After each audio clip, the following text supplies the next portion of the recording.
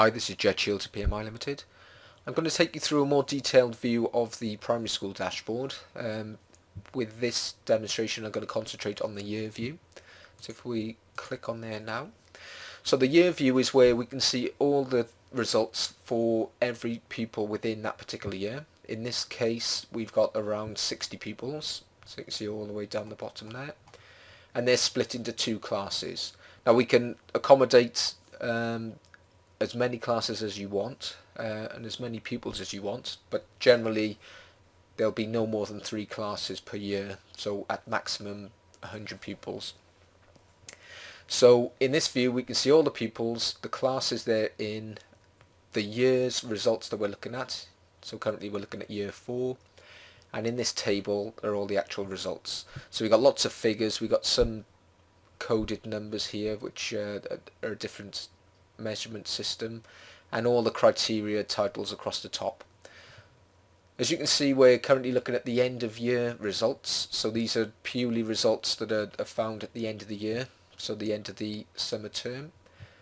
We can also see the tracking results, so some of these will be measured throughout autumn, spring as well as summer, so you'll see those in a bit more of a detailed breakdown. I'll look at that a little bit later.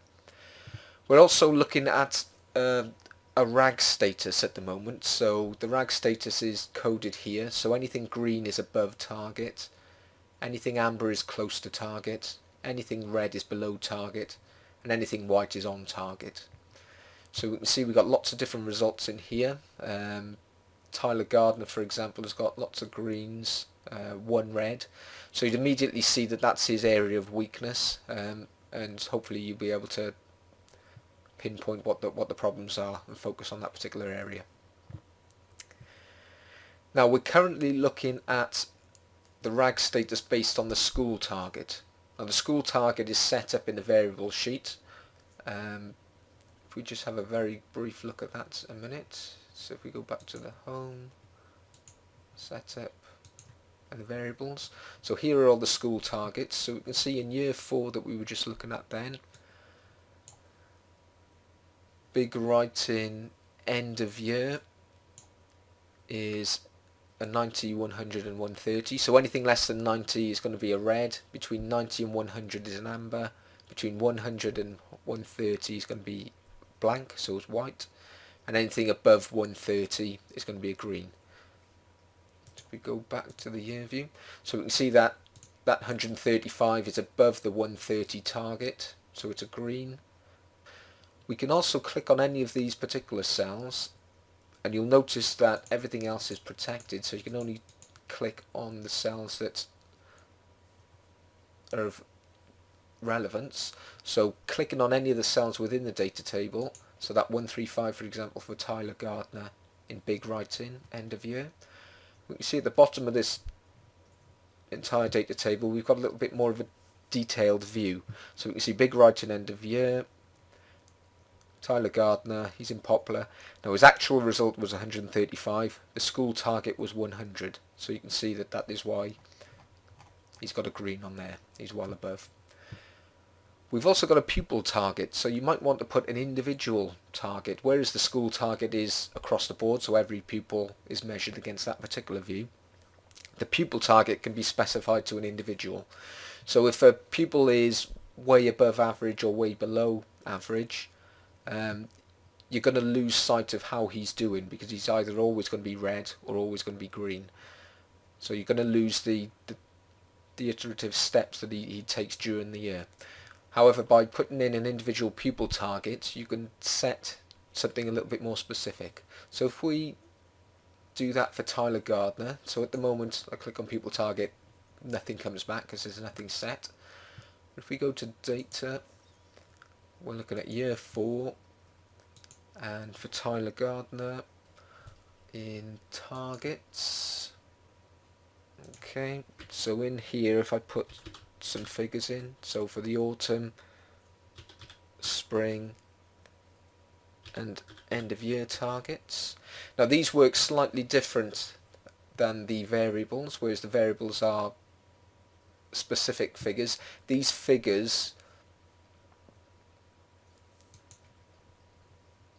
If we have a look at the setup,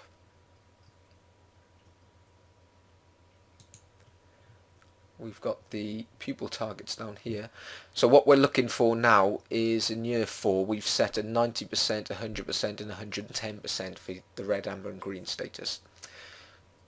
So the way this works is if his actual score is 90% of the target value that we inserted into the targets table, then he'll get an amber. If it's less than 90%, then it'll be a red.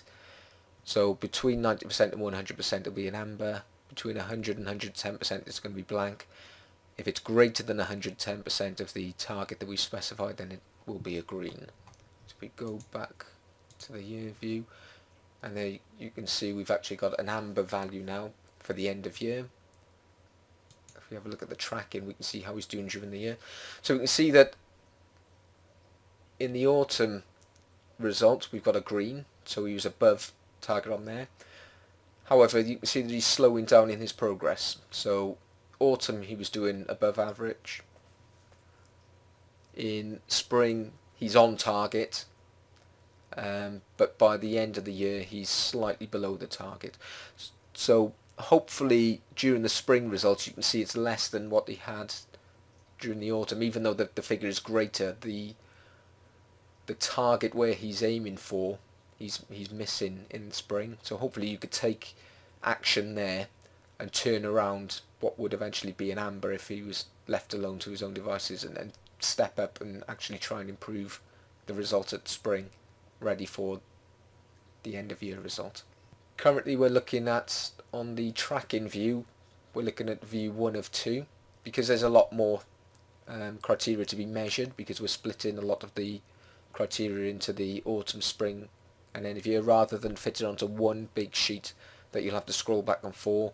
I've split it into 2 separate sheets that you can simply navigate back and forth using the cursors, these cursor arrows here. So there we go, move back and forth. We go back to the home, back to the main view. We can also turn the rag off if you were just interested in the figures, or look at the pupil or the school targets.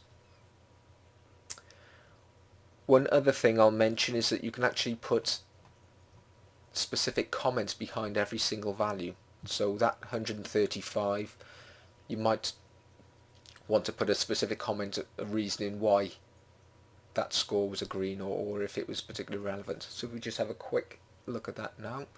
So again, it's Tyler Gardner, big writing, end of year. So we go to data, year 4, we'll put a comment in this time.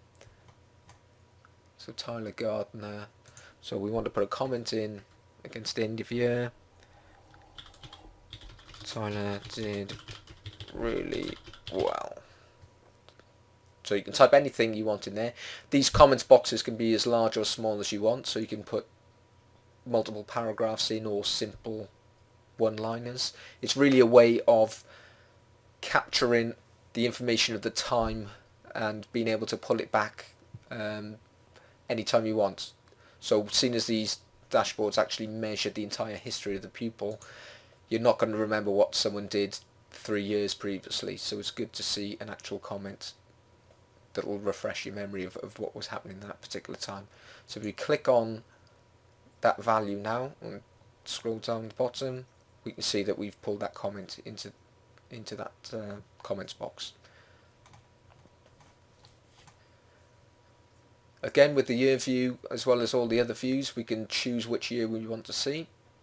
So currently we're looking at year 4, so if we click on that drop down box, and we can select any of the years throughout that particular school life. So in this case we've got nursery through to year 6. I've actually filled all of this in with data. However, if you were starting afresh with this dashboard for a nursery, obviously you'd only have results in nursery. Then the following year, when you put the reception data in, you've got a little bit more, and it actually fills up obviously over time. So if we just show some different views, so there we can see year 6 data, or right back at the start we've got the nursery.